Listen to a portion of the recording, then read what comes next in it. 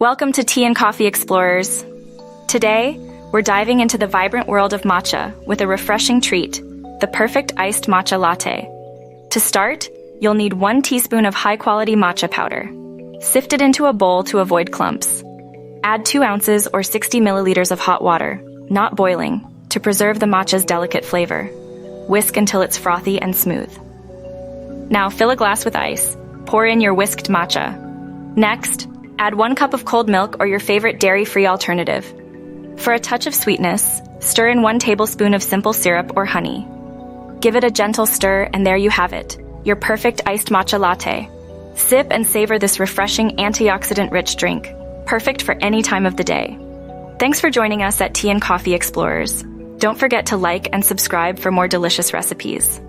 Transform your daily brew with our hand-picked recommendations. Don't forget to check out our affiliate links for great finds. Cheers to your next adventure in a cup.